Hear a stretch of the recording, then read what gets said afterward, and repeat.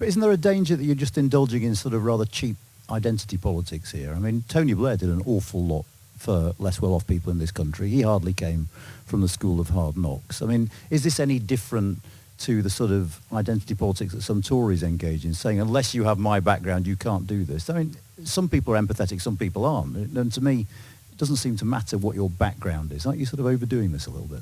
I think the problem with where we got to with the last Labour government was that Tony Blair and John Prescott and the team declared victory too soon on a classless society. You're right. I mean, we lifted more than 1 million children and pensioners out of poverty. You look at the transformational impact that Sure Start made on early years. You think about the children and young people whose child trust funds have matured and they've now got out of capital lump sum to invest on the early stages of their career or the early stages of their life or the next phase of their education. We did some incredible things. But classless society, we moved the country in that direction, but there is so much more still to do. In fact, we've moved backwards. So I'm happy with the fact that we have a leader who is talking about class inequality in our society. Because I think when you look at the populist backlash that we have seen in this country, in Europe, in North America, one of the big drivers of the populist backlash are people who have been overlooked and felt left behind, basically rebelling with their vote and exercising the power they have to send a message to elites to say, what we've got ain't good enough. And we are going to disrupt the consensus and the status quo until people start to focus and notice. Now, it's contingent upon us both to marginalise the populace, but also provide real solutions to the pain and the economic inequality and injustice people feel, to have a serious plan. And that's what I think Rachel's outlined today with her speech, along with Jonathan Reynolds and the rest of the team in the shadow cabinet, in terms of the new jobs, the reindustrialisation, making sure that Britain is home to the industries that will shape this country's future and the global future. All right, but you slightly dodged the question there, so I'm going to try again in a different way. Not often I'm accused of doing that. I think I said no. I don't agree with you. They declared.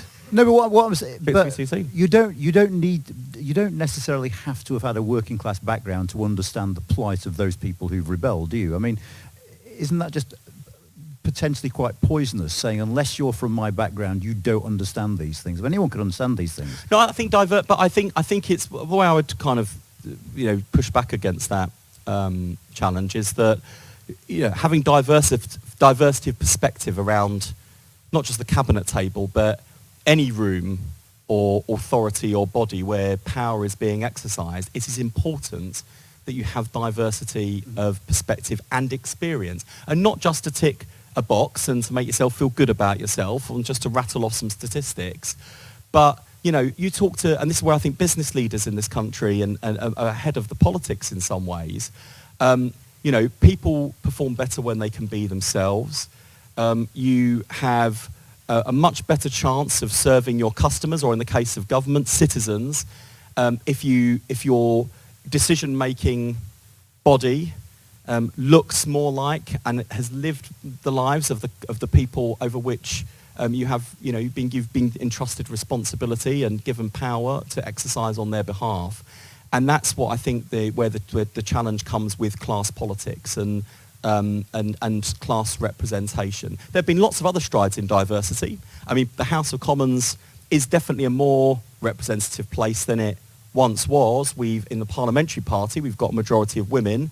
Of course, in the Conservative Party, I look at the Cabinet and I think and I listened, actually, one thing I will say for Rishi Sunak and his speech last week, and one thing I'll say about the appointment of Rishi Sunak as the Conservative Party Prime Minister, political differences aside, I'm really proud of the fact that this country has a Prime Minister of Indian heritage and a practicing Hindu.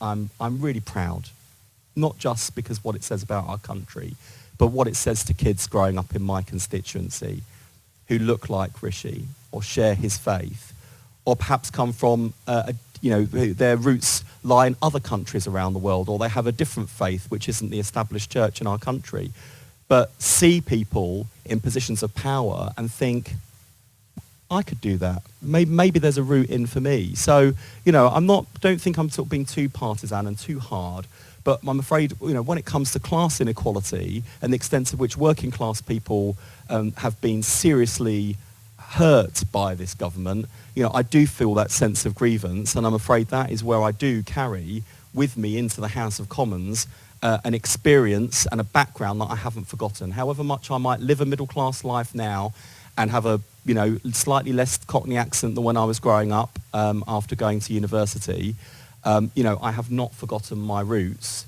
and that is why I feel aggrieved, not least because in my Friday afternoon constituency advice surgery, I meet kids from backgrounds like mine growing up in the same poverty who are even more disadvantaged than I was. They don't have a council flat. They're living in temporary bed and breakfast accommodation. They don't have the great state education I have, not just because of the crumbling roofs and the pressures on school budgets, but because they're moved from pillar to post in housing, which means being moved from school to school. Their parents don't have the same extended family network that my mum had when she was bringing me up, because, in the case of now a number of families in my constituency, they've not just been moved across London, they've been moved across London and up to Wolverhampton. What chance have these kids got growing up in circumstances like that? So that's why I'm angry, and that's why I think it is highly pertinent and highly relevant that we've got, a government and a cabinet. This is so dangerously out of touch with what life is like for most people in this country, let alone people who are really living life at the sharp end at the moment.